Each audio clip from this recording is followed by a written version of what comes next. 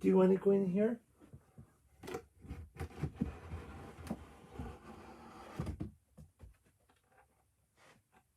Oh, are you remembering that one?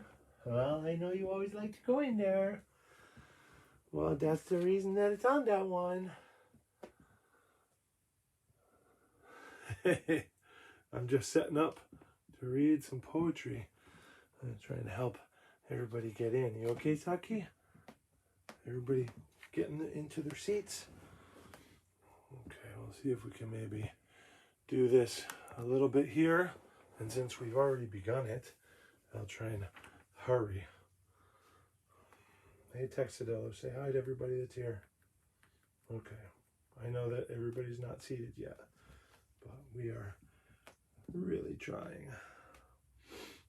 I think I hit begin a little bit too soon, but fetch yourself a cup of tea, get yourself comfortable, and we'll be squeaking very soon. Okay. I've pre-typed the title of this stream, so I'm copying that, and then I'm going to paste this into the Twitch, which I hopefully will have set up here, which I think, if I recall, I have to do it sideways. And then hopefully we have a little setup for that.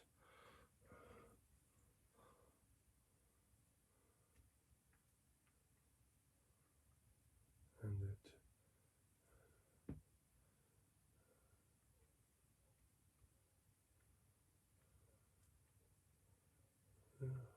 sorry. If you have seen my Facebook post asking for a poem, please add your poem there, or perhaps it's possible you can add your poem in the comments, especially a link to the text, and I'll try reading that live. So if you want to Google that, or even take a picture of a hardcover poem in your book, that'd be really cool. And I am trying to figure out, I am on the Twitch here, and I'm trying to, it is deeply unclear to me how it is I'm supposed to go live. A few minutes ago, when I started the app, it was absolutely clear, and I actually had semi-begun it, or pre-begun it, and then I had some kind of error thing, and now I don't even see like a tiny bit of how I'm supposed to do it. And if that is the case, we are not going to be going live on Twitch. We will just say we will do it another way. So I'm trying a different Wi-Fi here, which has worked. So I'm going back to Twitch to see if it shows. There's my go live. So hopefully we'll get this going in just a moment. I don't know if you guys can see the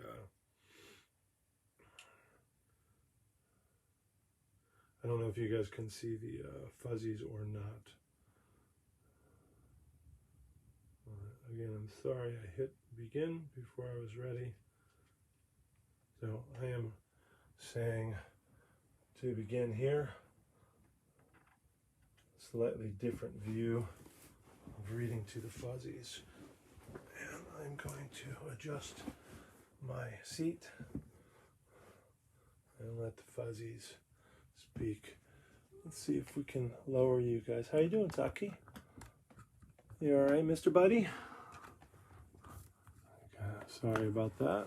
Let's see if a bit of a lowered view will let you guys see the fuzzies a little bit more, but I guess it will just be whatever it is. I know. You know, I'm very glad that you're here. I certainly am. Hi. You want to come over here? Come on. Here it comes. Come on, we're going to start reading. Come on. Come on, Chief Fuzzy. Come on. Here it comes. Here it comes. You're doing it. Good job. There's a little lap for you. Yeah, you want to say hi to everybody? Yeah? Are you done exploring? You are? All right, so I think I'm going to start. I can't reach the camera anymore. So I'm going to just read, but not perform. We're just going to read these poems. Maybe that will help you through these days, or perhaps even inspire you. I think I'm going to just go through them in the order that I saw the comments. Yeah, in fact, Sarah Gellhorn, yeah, she's a seafood just like you. Yeah, she is. Yeah, she is. Well, she's more of a wushu sifu, and you're more of a wu. Yeah, just like don't do anything at all day. Well, it's a little bit different. Yeah, but you're also very wise, just like Sarah. So she's posted one, which is Robert Frost, which is one of my favorites. So hopefully we can read that to you, and also hopefully we have no profanity in any of these, because if we do, I think I'll just stop reading. Okay? Hi everybody, you're on Twitch too, Mr. Buddy. Yeah. Do you want to have your little seat here? You're welcome to have a seat if you want. So this is a Robert Frost poem. Like 10 minutes into the stream I start reading, sorry. And that's called The Silken Tent by Robert Frost. He's one of our absolute favorites, huh? Yeah. And this is, begins. She is as in a field, a silken tent. At midday, when the sunny summer breeze has dried the dew, and all its ropes relent, so that in guise it gently sways at ease, and its supporting central cedar pole seems to owe naught to any single cord, but strictly held by none, is loosely bound by countless silken ties of love and thought, to every thing on earth the compass round, and only by one's going slightly taught.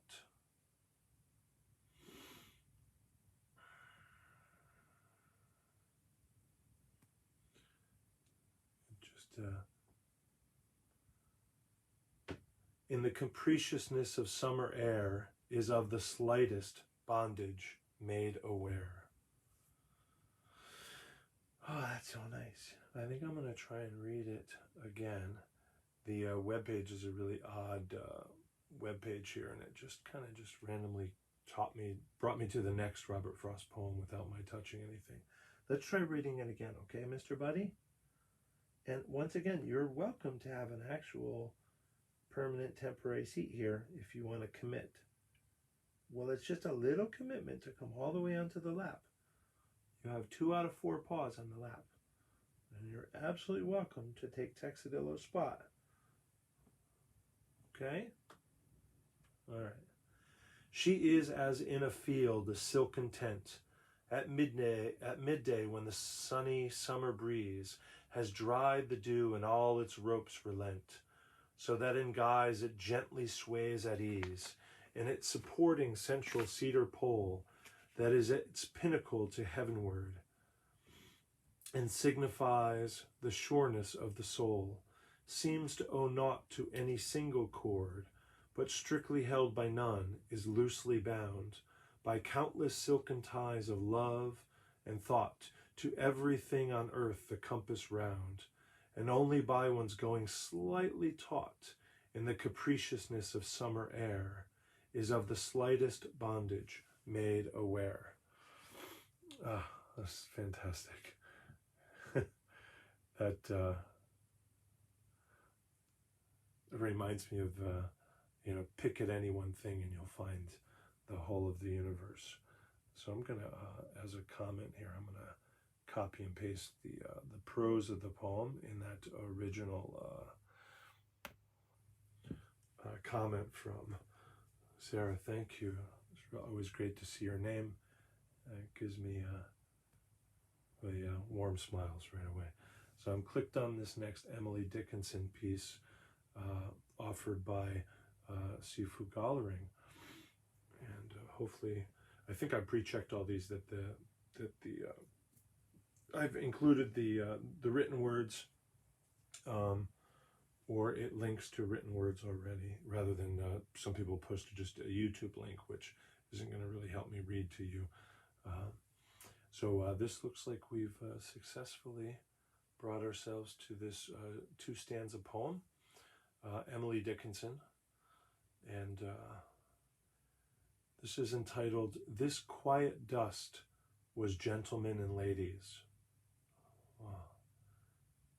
Saki's sitting right here off camera. That's my Sifu. He's nearly 18 years old in but a few weeks, I think. This quiet dust was gentlemen and ladies, and lads and girls, was laughter and ability and sighing, and frocks and curls. This passive place a summer's nimble mansion, where bloom and bees fulfilled their oriental circuit, then ceased like these. Wow.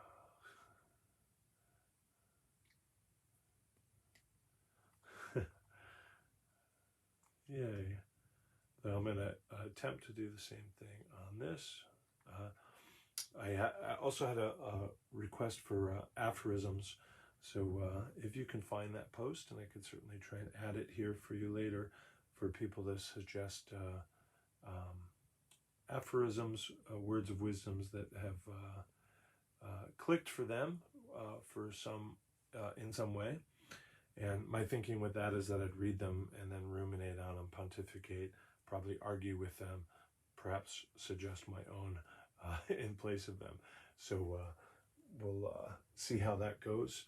This might be a little bit of an odd angle for the Twitchers. I'm going to try and give you a slightly, perhaps improved view. I don't know, but certainly join in. See if that works. I think the Twitchers have my whole head, which is not a plus. It's just more,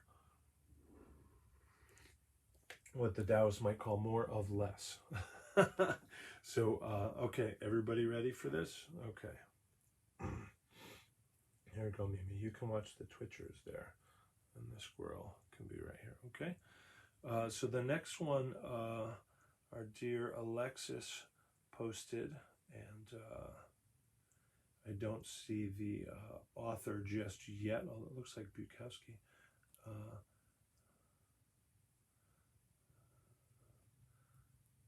And this is the title. The title of this is called yeah, it is Bukowski. I thought I recognized the image of the person. And this one is entitled The Laughing Heart. And I'm going to see if I can copy it now so we have it. So this is The Laughing Heart by Charles Bukowski.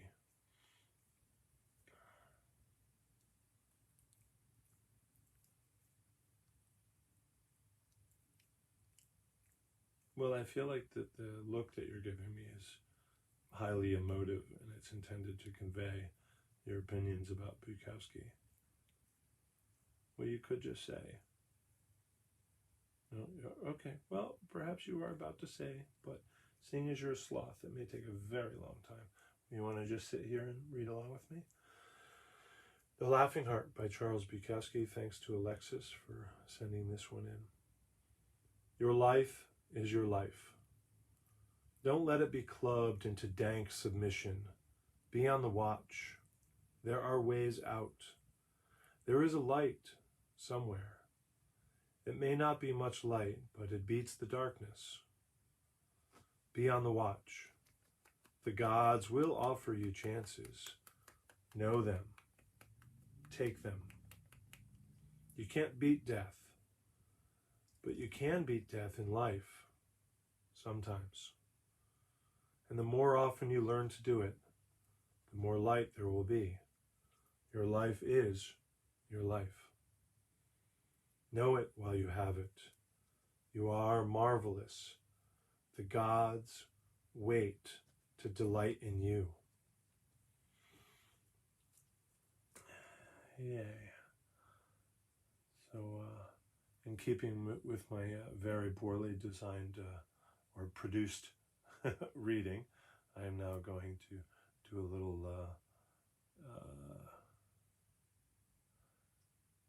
upkeep here, as I've been doing all along. Just kind of append to the thread the text of the poem so that people can more easily read it instead of, as I'm doing, clicking around everywhere. So this one, Sarah, who actually, remember Sarah? Yeah, Harris remembers Sarah. Harris was gifted to us by Sarah, who brought her to this horse farm. And Sarah actually gave Harris his name. What, you didn't even, are you kidding me? You didn't even realize that Sarah is where your name Harris came from? I mean, your name is Haras. Yeah. Look, I think the sloth has even figured that out faster than you. Yeah, Harris is Sarah backwards. That's how you got your name. Okay. Yeah. So, I know that you remember Sarah. I was just saying, I didn't know if that you knew about the name. Okay, Panda. There you go. Oh boy. There you go. Texa, you gotta hold the Panda. That's Fecha Xiaobu right here. This is Fecha Xiaobu. Okay. So, so we read. Oh, okay, good. So I've.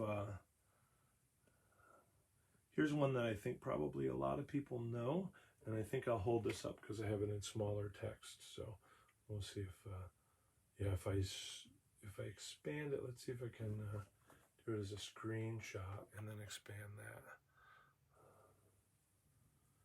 So this is Desiderata by Max Ehrmann, whose name, of course, I'm not sure if I pronounce precisely right. Like it, for example, it could be Ermin, and I just don't know, like Ermintrout. Okay, yeah, so that's a little bit easier to read, the size I have it on the screen. Okay, everybody ready? Okay. Yes, well, I think the koala needs a little baby koala. Okay, you got it? Okay. This is a Desiderata. Go placidly amid the noise and the haste, and remember what peace there may be in silence. As far as possible, without surrender, be on good terms with all persons and fuzzies. Speak your truth quietly and clearly, and listen to others, even to the dull and ignorant. They too have their story. Avoid loud and aggressive persons. They are vexatious to the spirit. If you compare yourself with others, you may become vain or bitter, for there will always be greater and lesser persons than yourself and fuzzies. Enjoy your achievements as well as your plans.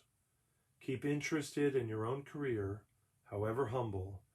It is a real possession in the changing fortunes of time.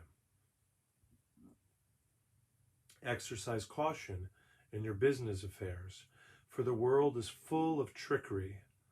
But let this not blind you to what virtue there is. Many persons strive for high ideals, and everywhere life is full of heroism. Be yourself. Especially do not feign affection, neither be cynical about love, for in the face of all aridity and disenchantment, it is as perennial as the grass. Did you guys, is that your favorite line, the one about all the grass? Okay, that absolutely makes sense to me. Take kindly to the counsel of the years, gracefully surrendering the things of youth. Nurture strength of spirit to shield you in sudden misfortune, but do not distress yourself with dark imaginings. Many fears are born of fatigue and loneliness. Beyond a wholesome discipline, be gentle with yourself. You are a child of the universe, no less than the trees and the stars.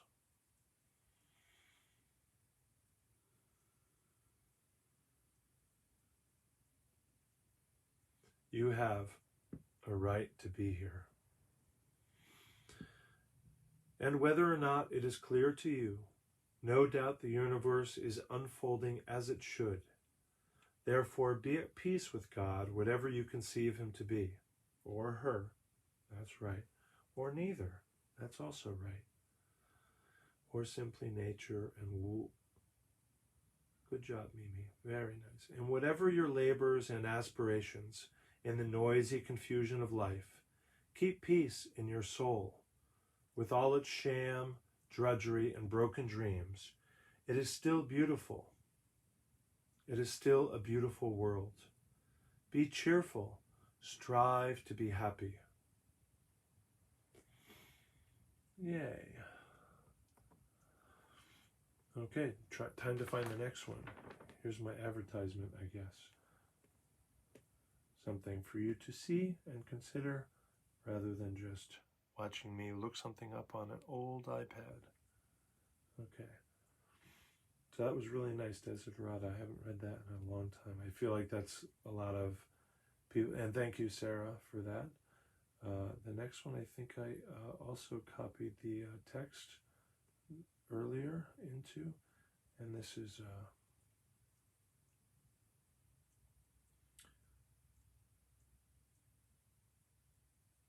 so this is from Patrick Donahue. I guess I'll show you guys too while you're there. So this is Patrick Donahue, who sent it to me, and it's a poem by Patrick Kavanaugh. Good. You ready? Yeah, Maria's mom's son. So your brother. I'm not sure where Maria is just now. Saki's sitting over there outside of the sunlight, but right up against the heater, which is not plugged in or being used this season. But he has a clear memory of the warmth. So let's see if I can expand this a little bit to make it a little bit easier to read.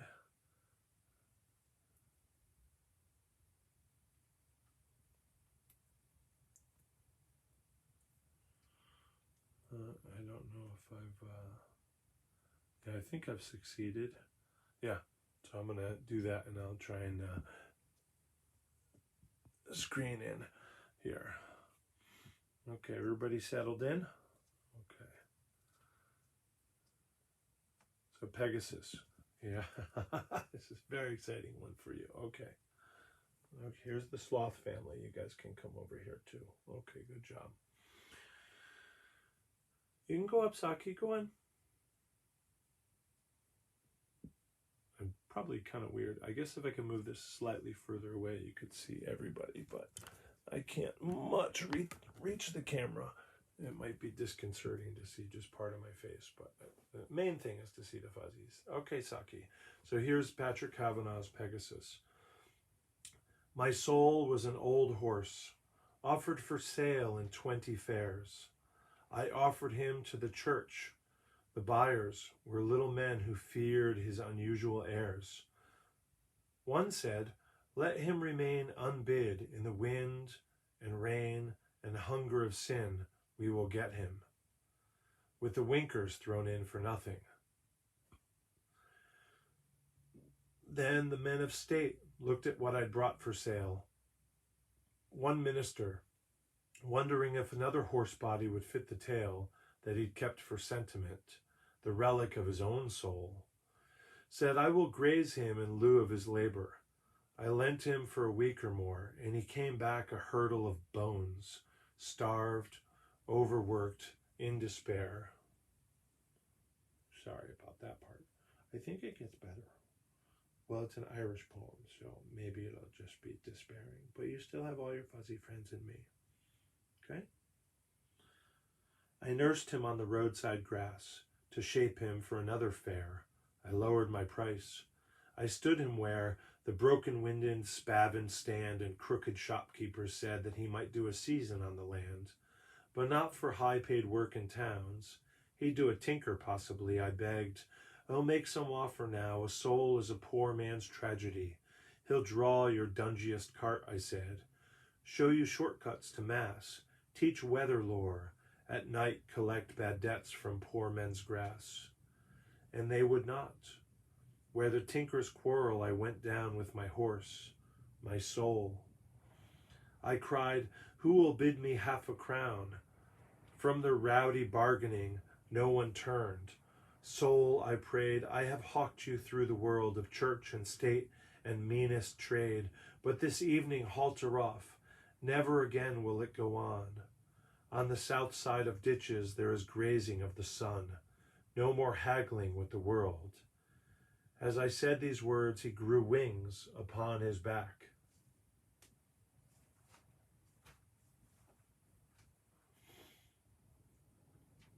Now I may ride him, every land my imagination knew. Thank you for that one, Patrick, sir. That was a very nice contribution. So we're looking for another.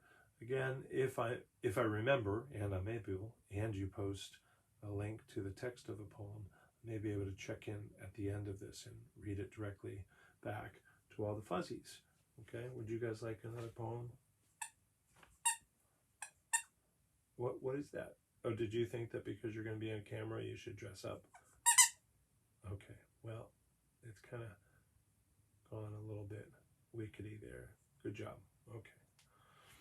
Here you go, Slothy. Thomas, come on back. Okay. Thomas brought a little hedgehog with him for the reading. Good job. See? Good job. There you go. So let's click our button here, and we'll see who's offered one after Patrick. Whoa, that's a fun one. Dylan Thomas. Oh, that's next too. Okay. I'm clicking on the link itself. This is from Jeffrey Pratt, a Boston area Tai Chi Chuan Sifu practitioner. And this is Dylan Thomas. I'll bet a lot of people don't know this poem, although they'll definitely recognize the ending. Probably many, many, many people do. Okay.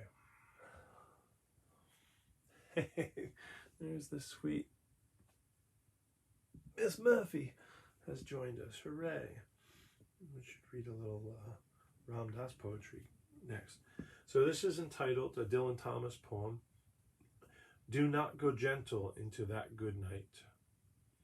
I'm going to turn a little bit towards the Twitcher verse over here, just to be slightly more polite. See if that helps everybody. Come back a little bit and I'll look at the different cameras. Dylan Thomas, do not go gentle into that good night. Do not go gentle into that good night. Old age should burn and rave at close of day. Rage, rage against the dying of the light. Though wise men at their end know dark is right, because their words had forked no lightning, they do not go gentle into that good night. Good men, the last wave by, crying how bright their frail deeds might have danced in a green bay. Rage, rage against the dying of the light. Wild men who caught and sang the sun in flight, and learned too late they grieved it on its way, do not go gentle into that good night. Grave men, near death, who see with blinding sight, blind eyes could blaze like meteors and be gay. Rage, rage against the dying of the light. And you, my Father there on the sad height, curse, bless me now with your fierce tears, I pray. Do not go gentle into that good night. Rage, rage against the dying of the light. I remember reading that as a sort of a monologue in auditions. And tried to find some ways to make it comic as well as, very important and aphoristic and deep. Okay, did I? Oh no, this is a link. So thank you, Jeffrey. Here's one from Sifu Oliva, and we'll see if this is a longer one. Oh wow! Okay, so I guess you folks are still here watching. I don't know how many, so I'm just going to read the longer one, and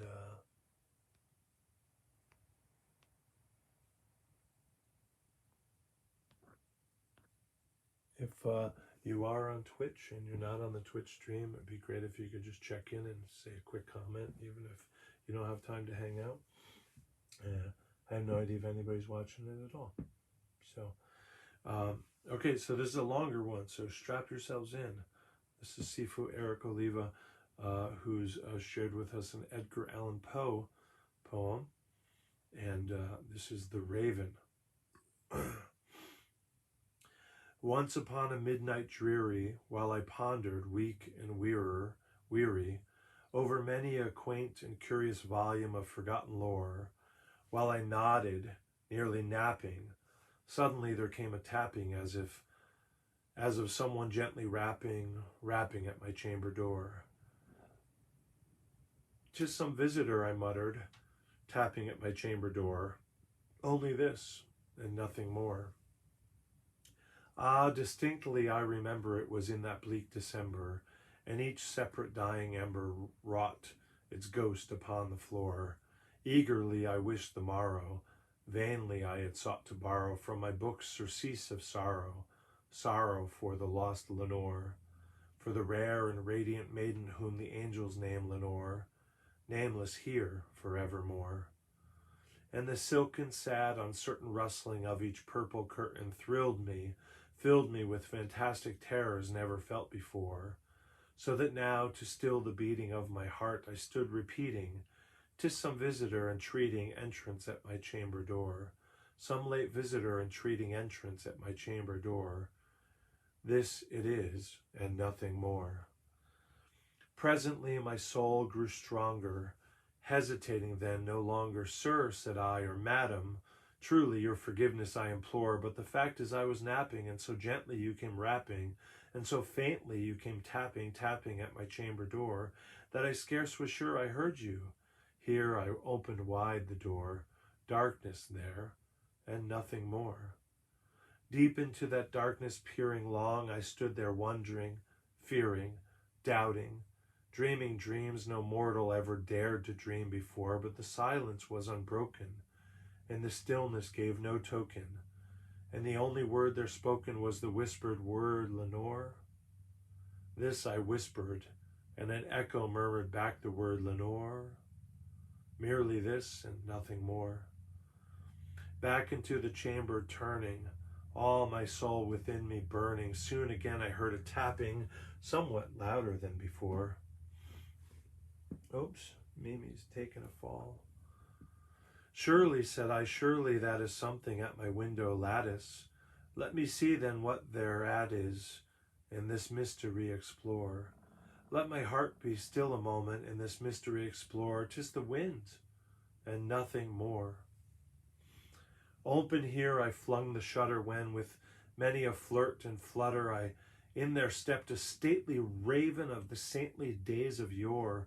Not the least obeisance made he, not a minute stopped or stayed he, but with mien of lord or lady perched above my chamber door, perched upon a bust of Pallas just above my chamber door, perched and sat in nothing more.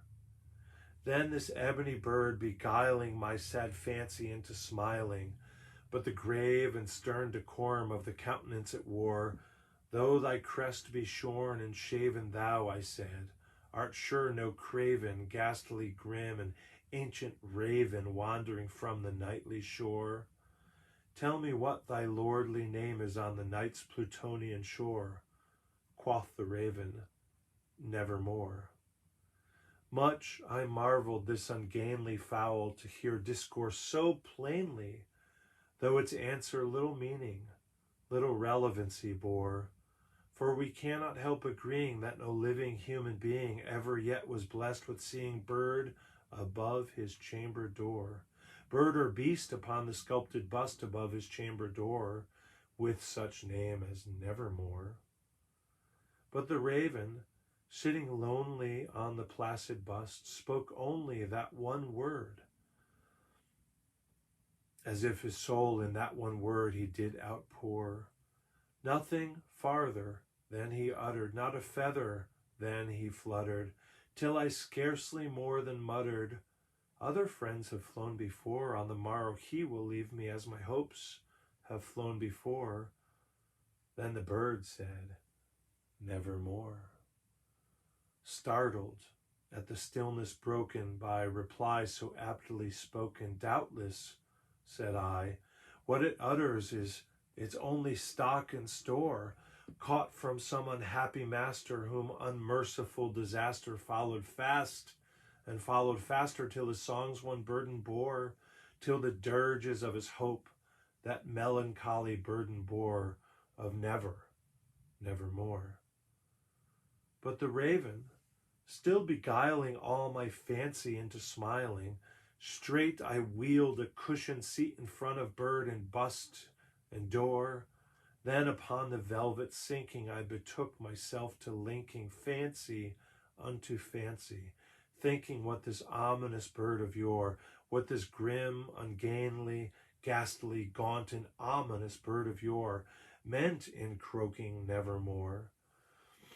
This I sat engaged in guessing, but no syllable expressing to the fowl whose fiery eyes now burned into my bosom's core. This and more I sat divining, with my head at ease reclining on the cushion's velvet lining that the lamplight gloated o'er, but whose velvet violet lining with the lamplight gloating o'er she shall press, nevermore. Then methought the air grew denser, perfumed from an unseen censer, swung by seraphim whose footfalls tinkled on the tufted floor.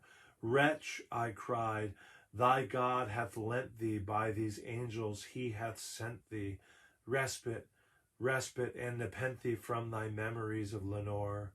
Quaff this kind nepenthe, and forget this lost Lenore, quoth the raven. Nevermore. Prophet, said I, thing of evil, prophet still, if bird or devil, whether tempest sent or whether tempest tossed there, thee here ashore, desolate yet all undaunted on this desert land enchanted, on this home by horror haunted, tell me truly, I implore, is there balm in Gilead? Tell me, I implore, quoth the raven, nevermore. Prophet, said I, thing of evil, prophet still, if bird or devil, by that heaven bends above us, by that God we both adore, tell the soul with sorrow laden, if, with the destined Aden, it shall clasp a Satan maiden, whom the angels named Eleanor, clasp a rare and radiant maiden, whom the angels name Lenore, quoth the raven, nevermore. Be that word our sign of parting, bird or fiend, I shrieked, upstarting, get thee back into the tempest and the night's Plutonian shore. Leave no black plume as a token of that lie thy soul hath spoken. Leave my loneliness unbroken. Quit thy bust above my door, take thy beak from out my heart, and take thy form from off my door, quoth the raven, nevermore. And the raven, never flitting, still is sitting on the pallid bust of Pallas just above my chamber door, and his eyes have all the seeming of a demon's that is dreaming, and the lamplight o'er him streaming throws his shadow on the floor.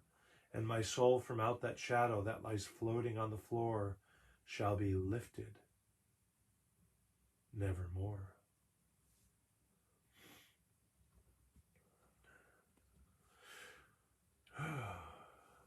Edgar Allan Poe's The Raven, thanks to Sifu Eric Oliva. He's sent me a second one. I'm going to see if it's rather long. Hello, Paduan, Garrett. I thought I clicked the link. I'll try it again. And I think this, if I recall, is not over long. Yeah, so it's a page. And this is by Eugene Field. I haven't read this in a long time. I'm going to just scroll through. Just taking a quick look for profanity. All right. So this one is called Winkin', Blinkin', and Nod. And Winkin' is spelled W-Y-N-K-E-N. And Blinkin' is spelled similarly B-L-Y-N-K-E-N. And hello, John. Good to see you, sir. And so this is Winkin', Blinkin', and Nod. Nod is just N-O-D, like the nod of a head.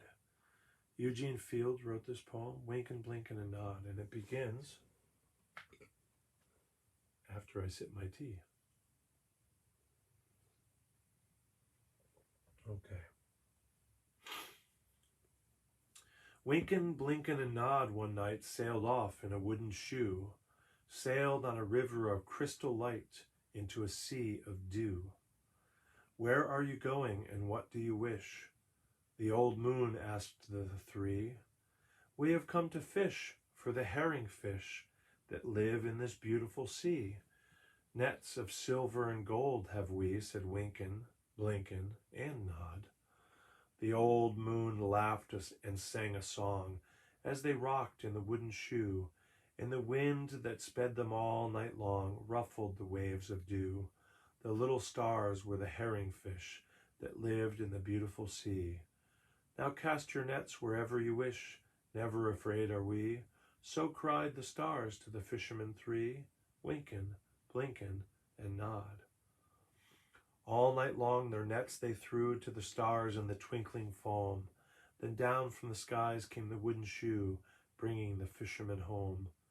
'Twas all so pretty a sail it seemed, as if it could not be, and some folk thought it was a dream they'd dreamed, of sailing that beautiful sea. But I shall name you the fishermen three, Winkin', Blinkin', and Nod. Winkin' and Blinkin' are two little eyes, and Nod is a little head, and the wooden shoe that sailed the skies is a wee one's trundle bed. So shut your eyes while mother sings of wonderful sights that be, and you shall see the beautiful things as you rock in the misty sea. Where the old shoe rocked, the fishermen three, Winkin', Blinkin', and Nod. Hey, thank you, Sifu Oliva. You can join him at, I think it's Awaken24 on Instagram, or certainly search for him. He's a Staten Island, New York City based teacher of the Tao, this here stuff. And, well, don't you think that you should have sat up just a little bit straighter? There you go. Well, that's right. Your dear friend Biff Painter has just joined. And it's very important for you to sit. Well, I understand that you were helping everybody find their place, but it's very important to sit up very straight for Sifu Painter. Okay, I'm gonna move around Fuzzies here a little bit since we have people joining us, and we're gonna see what's next here. Ooh, I think people have heard this one. I wonder if I posted. Oh, so Steve Zerfing posted. Oh wait, let me go back. I'll come back to this. So Karen Glotzer, a teacher of Tai Chi Chuan, posted a poem. I was hoping she might have posted one of her own, because she's a poet. And this one's a longer one, and it's called the Highwayman, one word, Highwayman, by Alfred Noyes, and that's N-O-Y-E-S. And I posted this in the page. It's a longer one. Everybody settled in, okay? It starts with what's called part 1, and then it says 1. So it's the written words part 1, and then the numeral the Roman numeral 1. So it looks like the stanzas are in these little sections here. So it's called The Highwayman, Alfred Noyes. The wind was a torrent of darkness among the gusty trees. The moon was a ghostly galleon tossed upon cloudy seas. The road was a ribbon of moonlight over the purple moor, and the highwayman came riding, riding, riding. The highwayman came riding up to the old inn door. He'd a French cocked hat on his forehead, a bunch of lace at his chin, a coat of the claret velvet, and breeches of brown doe skin. They fitted with never a wrinkle. His boots were up to the thigh, and he rode with a jeweled twinkle, his pistol butts a twinkle, his rapier hilt a twinkle under the jeweled sky.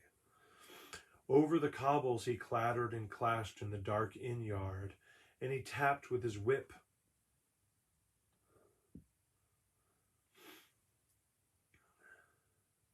Lost my place. And he tapped with his whip on the shutters, but all was locked and barred. He whistled a tune to the window, and who should be waiting there but the landlord's black-eyed daughter, Bess, the landlord's daughter, plaiting a dark red love knot into her long black hair. And dark in the old inn yard a stable wicket creaked, where Tim the ostler listened. His face was white and peaked. His eyes were hollows of madness, his hair like moldy hay. But he loved the landlord's daughter, the landlord's red-lipped daughter. Dumb as a dog he listened, and he heard the robber say, "One kiss, my bonny sweetheart, I'm after a prize tonight. But I shall be back with the yellow gold before the morning light. Yet if they press me sharply and harry me through the day, they look for me by moonlight, watch for me by moonlight. I'll come to thee by moonlight, though hell should bar the way." He rose upright in the stirrups, he scarce could reach her hand, but she loosened her hair in the casement. His face burnt like a brand, as the black cascade of perfume came tumbling over his breast, and he kissed its waves in the moonlight. Oh, sweet black waves in the moonlight. Then he tugged at his rein in the moonlight and galloped away to the west. Part 2.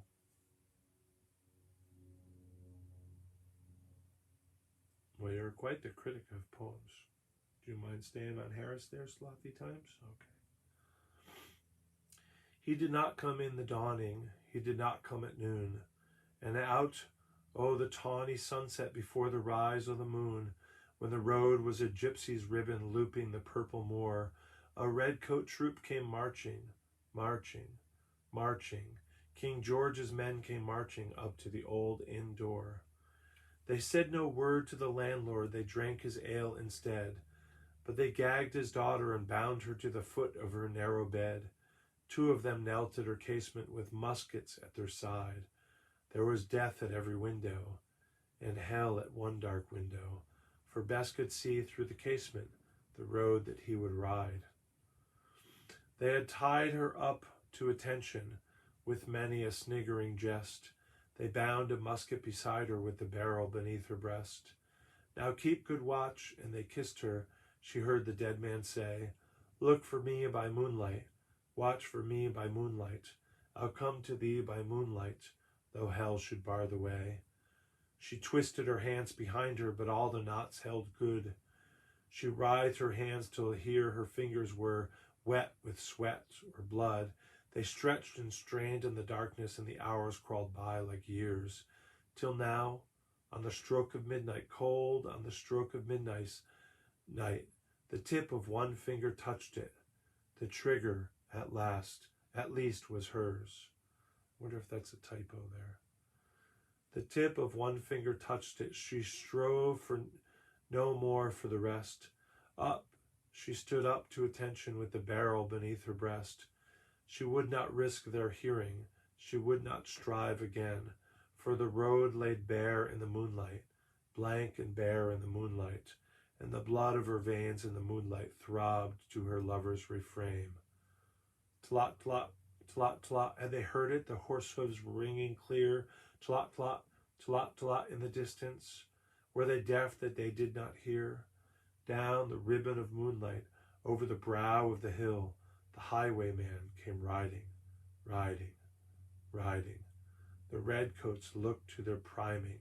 She stood up straight and still, tlot, tlot, in the frosty silence, tlot, tlot, in the echoing night. Nearer he came and nearer. Her face was like a light. Her eyes grew wide for a moment. She drew one last deep breath. Then her finger moved in the moonlight. Her musket shattered the moonlight, shattered her breast in the moonlight, and warned him with her death. He turned. He spurred to the west. He did not know who stood, bowed with her head o'er the musket, drenched with her own red blood. Not till the dawn he heard it. His face grew gray to hear how Bess, the landlord's daughter, the landlord's black-eyed daughter, had watched for her love in the moonlight and died in the darkness there. Back, he spurred like a madman, shrieking a curse to the sky.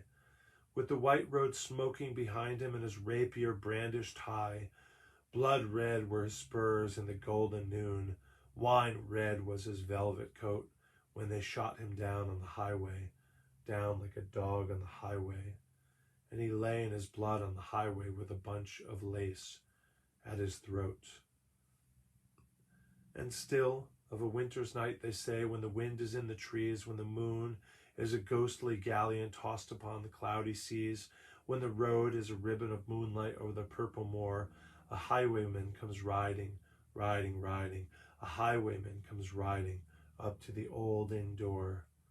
Over the cobbles he clatters and clangs in the dark inn yard, and he taps with his whip on the shutters, but all is locked and barred.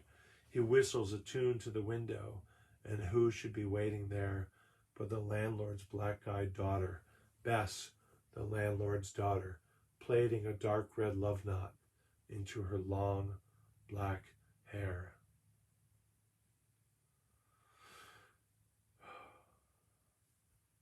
That was The Highwayman. Thank you, Karen. Perhaps there'll be a briefer one coming up. There is, because as I mentioned, Steve Zerfing had posted what's known as the backwards poem, which I suppose I should read both ways. Let's see if that works. That should be okay. I don't see... he remembers this from his first grade teacher, Mrs. House, but I did not look up the attribution. So if somebody has it, please let me know. I thought I had a belch. Hi, Roberta. Hi, Randy. One bright day in the middle of the night, two dead boys got up to fight. Back to back they faced each other, drew their swords and shot each other. A deaf policeman heard the noise, came and shot the two dead boys. If you don't believe this lie is true, ask the blind man, he saw it too. The attribution suggested is anonymous, so that may be the case. And now we'll read it backwards. Ask the blind man, he saw it too. If you don't believe this lie is true, came and shot the two dead boys. A deaf policeman heard the noise, drew their swords and shot each other. Back to back they faced each other. Two dead boys got up to fight. One bright day in the middle of the night. Okay, this next one, yay, Chris. This next one was offered by Chris Brinker, a student of these arts who I think resides in Pennsylvania, or nearly, perhaps Maryland, but I think Pennsylvania. And this one, boy, this is a hard one to read. Oh my goodness. This is a Lewis Carroll poem entitled Jabberwocky. And I'll bet a bunch of you have heard about this and probably recognize the first couple lines. And I think this isn't terribly small, but I think it'll be important for me to get the words, such as they are, neologisms anyway, read fairly. Lewis Carroll's Jabberwocky. And somewhere here we have a Jabberwocky. There's a Jabberwocky right here. Yeah, see that? Very clearly, nothing except a Jabberwocky is this fuzzy. 'Twas brillig, and the slithy toves did gyre and gimble in the wabe. All mimsy were the borogoves, and the mome wraiths outgrabe. Beware the Jabberwock, my son, the jaws that bite, the claws that catch. Beware the Jubjub bird, and shun the frumious Bandersnatch. He took his vorpal sword in hand, long time the manxome foe he sought. So rested he by the tumtum tree, and stood a while in thought. Nice San Swang reference. And as in uffish thought he stood, the Jabberwock with eyes of flame came whiffling through the tulgey wood, and burbled as it came. 1, 2, 1, 2, and through the vorpal blade went snicker-snack. He left it dead, and with its head he went galumphing back. And hast thou slain the Jabberwock? Come to my arms, my beamish boy. O frabjous day, Calloo, Calais, he chortled in his joy. 'Twas brillig, and the slithy toves did gyre and gimble in the wabe. All mimsy were the borogoves, and the mome wraiths outgrabe. That's a fun one. Yay, so thank you, Chris. Wonderful. I wonder if I should adjust my feet a bit since I'm not on a happy Zafu. So we're doing our best to help the Fuzzies enjoy the poetry reading. This is Awawa. There you go. Sammy, also known as Sammy. Very good. Fecha Shabu. Okay. This is one of our two Bob berries here. Okay. And I may have lost my place. There's Lewis Carroll. Oh, Jeremy. Great. Speaking of Maryland, Jeremy's a Maryland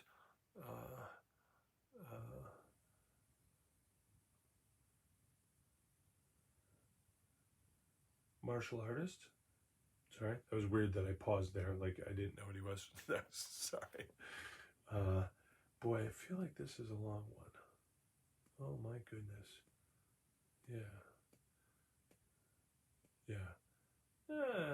It's like I'm scrolled down. I'm on part 6.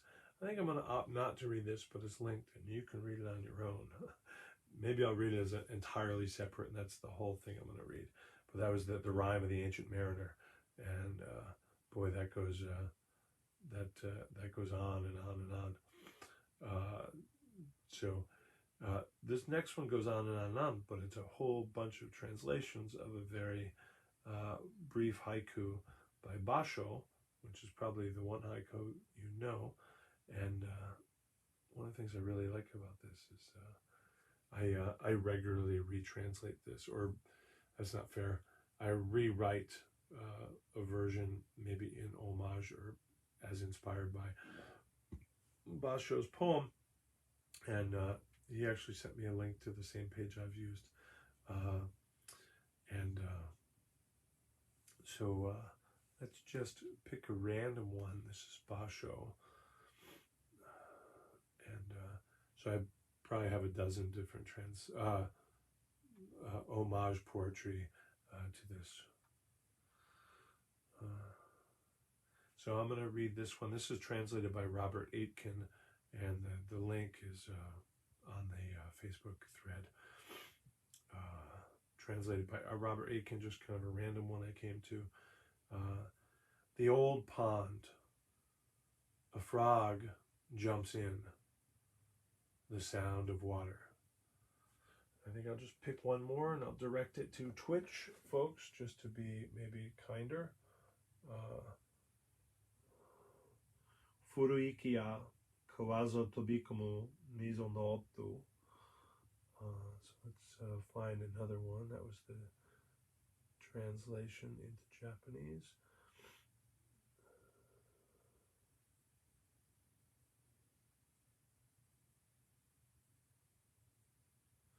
So this one is, Kenneth Rexroth translated this one. An old pond, the sound of a diving frog. I find that very helpful to read many, many translations of that. But anyway, let's see. I see Roberta says she has to nap.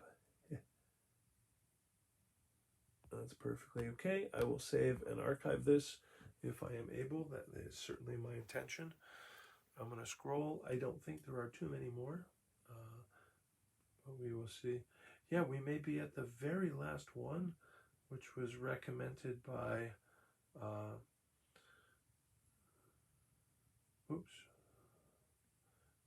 the great John Painter, and I think I posted in his, he had linked to a reading of it by Michael Caine, and I think I commented with the text. Yeah, so I'm going to go to that, and it's a great reading by Michael Caine, so you may wish to check that out. But I'm going to go to it's a Rudyard Kipling poem, and it's titled If. I think it's if with a hyphen, like if hyphen, and that's it. Yeah, this is a fantastic way to end it. This is the last one I saw, so I expect I'll read this, and we'll end the streams. But right before I end, I'll check to see if there's comments, and somebody's shared a link to the words of a poem that they like, and we'll read that to the Fuzzies. So this is Rudyard Kipling's If. I haven't read this in a few years. I think I've performed this one before, so kind of it may be a little bit more performative because there's some familiar beats in it, but that's okay. If you can keep your head when all about you are losing theirs and blaming it on you, if you can trust yourself when all men doubt you, but make allowances for their doubting too, if you can wait and not be tired by waiting or being lied about, don't deal in lies, or being hated, don't give way to hating, and yet don't look too good nor talk too wise. If you can dream and not make dreams your master, if you can think and not make thoughts your aim, if you can meet with triumph and disaster and treat those two impostors just the same, if you can bear to hear the truth you've spoken, twisted by knaves to make a trap for fools, or watch the things you gave your life to broken, and stoop and build them up with worn out tools, if you can make one heap of all your winnings and risk it on one turn of pitch and toss and lose and start again at your beginnings, and never breathe a word about your loss, if you can force your heart and nerve and sinew to serve your turn long after they are gone, and so hold on when there is nothing in you except the will which says to them, hold on. If you can talk with crowds and keep your virtue, or walk with kings nor lose the common touch, if neither foes nor loving friends can hurt you, if all men count with you but none too much, if you can fill the unforgiving minute with 60 seconds worth of distance run, yours is the earth and everything that's in it. And which is more, you'll be a man, my son. Oh, thank you, Sifu Kipling. Yeah, I think that is the end of those. So I'm going to just take a look through the messages and see how panderific our messages is. I guess I'll show you my little advertisement for helping to feed me here. And I'll bring this camera a little bit closer maybe if people are still here, I'll introduce you to a few Fuzzies by name. I'm just going to scroll here and see if anybody's posted a link. And that's my page. You can subscribe for as little as you wish, and even put a listening, sir. Thank you, Bob. Bring on the poetry. Thank you, Sarah. This is probably horrible to see my face quite so up close. You guys on Twitch can see the iPad setup I have. Hi, Etta. Hello. Yay. So glad you joined. I didn't notice that. Got a hello for Saki and a well done. Hooray. Sifu Given is here. Yay, Kathy. Thank you. Sorry I was not painting for you. Brooke, I'm sorry I was not doing any photography for you. Hi, all. Happy Saturday. My second favorite poem. Why would you say my second favorite poem? What's your favorite? Obviously, poem I wrote you. Your voice is so comforting and calming. Thanks. I was trying not to make it too performative. Just read them. So thank you, Loretta, for that. Such a gentle spirit. Yay. Thank you for letting me stop in for a minute. Thank you. Good job. And the great Peter Stolzman has joined us. So I don't see any other poems, so I think I'll end this. And I'll be taping a little, I think I'll live stream and do a little meditation while I'm sat up here with my tea. So thank you all for joining. And my Twitch address, which I could use followers for, is, I'm not sure what the address is, but it's free to join Twitch. You can go to the website, twitch.tv, and my username is Someday Farm, just one word, Someday Farm. Okay, thank you, Randy. Tell Steve I said hello and I miss you too. All right, goodbye, good night, and thank you. I'm just checking the Twitch, and I'm turning it now. I don't know if it ever finished, or I can click end, or what. But thank you.